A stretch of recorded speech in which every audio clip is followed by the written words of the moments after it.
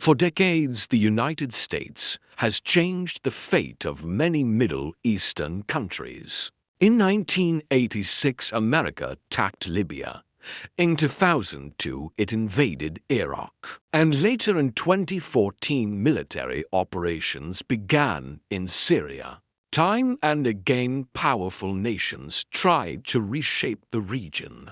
But there is one country that still refuses to bend. That country is Iran. Even today, the United States and Israel continue searching for weaknesses inside Iran's defenses. Yet history shows something remarkable. For nearly 600 years, Iran's borders have barely moved. Many powerful forces tried to break through its territory: Romans, Arabs, Turks, Russians, and even the mighty British Empire. None of them managed to permanently control Iran. Again and again, Iran proved it could survive massive attacks that destroyed other nations. But this raises an important question. What makes Iran so difficult to conquer? Why does this country appear stronger and more resilient than many other states in the Middle East? The answer is not only about military power. Iran's real strength comes from something deeper: its geography, strategic position, and the structure of its society. To understand why Iran remains unconquered for centuries, we first need to look at the natural fortress that surrounds it.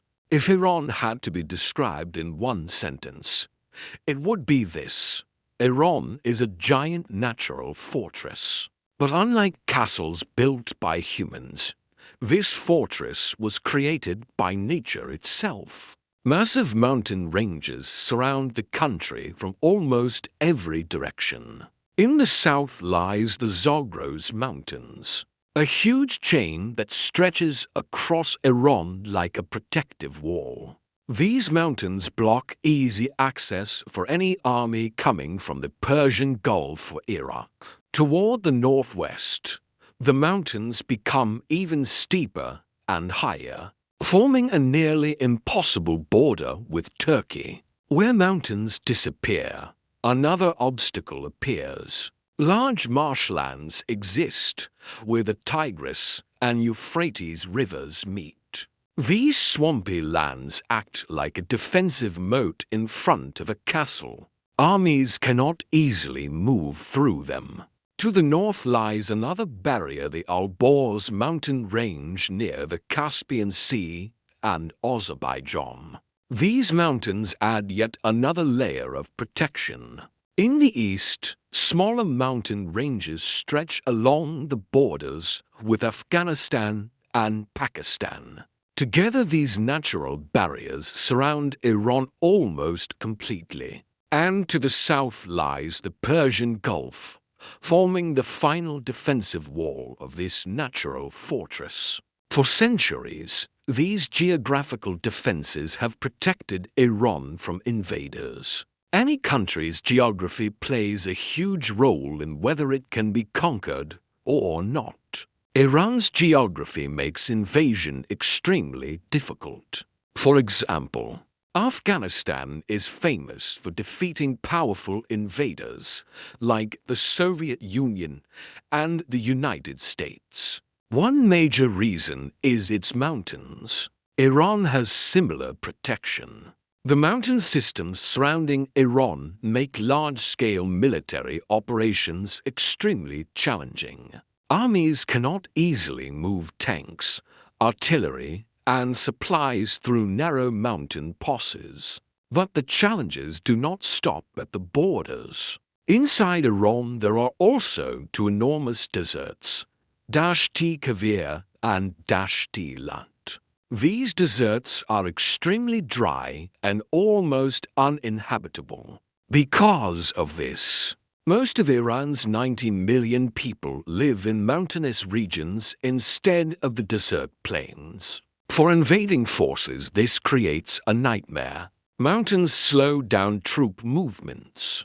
Supply lines become longer and more vulnerable. Weather conditions change quickly, making logistics even harder. An army might enter Iran's territory, but controlling the country would require fighting across mountains, deserts, and deep interior regions. For centuries, this terrain has made foreign invasion incredibly difficult. Interestingly, the same mountains that protect Iran also create challenges for Iran itself. Historically, whenever Iran tried expanding westward, those same mountain ranges slowed its own armies. Geography acts as both shield and barrier.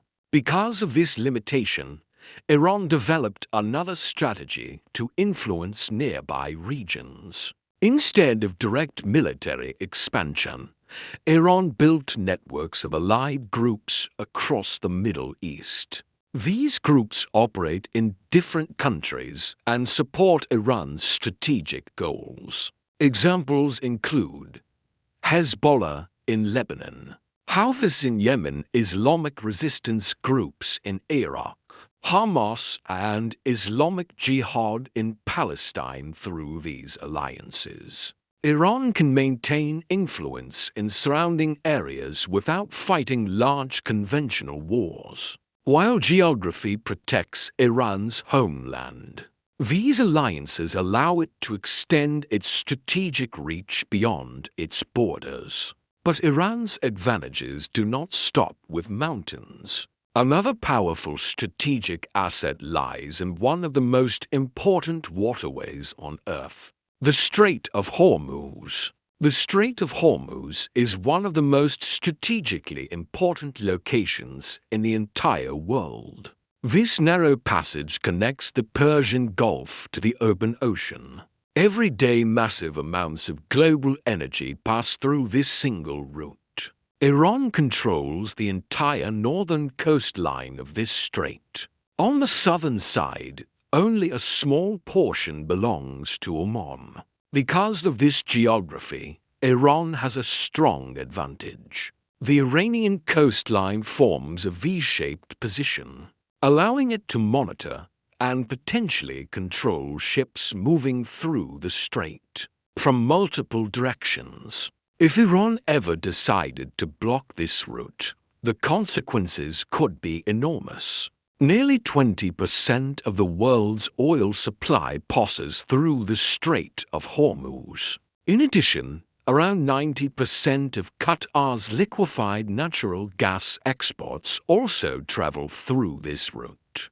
If the strait were completely closed, global markets could lose trillions of dollars in economic activity. Energy prices would surge worldwide. This makes the Strait of Hormuz one of Iran's most powerful strategic tools in global politics. Iran's defensive advantages also extend to its long coastline. The country has a total border length of about 8,700 kilometers, and nearly 2,800 kilometers of that is coastline along the Caspian Sea and the Persian Gulf. But this is not a typical flat coastline. In many places, mountains rise directly from the sea. These rugged cliffs and hills create perfect locations for hidden military installations. Iran has reportedly placed missile systems and defensive equipment in concealed locations.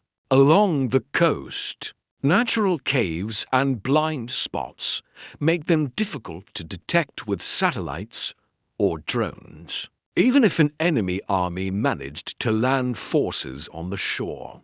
The next obstacle would immediately appear: the mountains. From those elevated positions, defenders could launch sudden attacks against invading forces trying to move inland. So geography, strategic waterways, and difficult terrain all combine to create powerful natural defenses. Yet Iran has another unique factor that complicates invasion even further: its diverse population. Iran is a multi-ethnic country. It is not made up of a single group of people.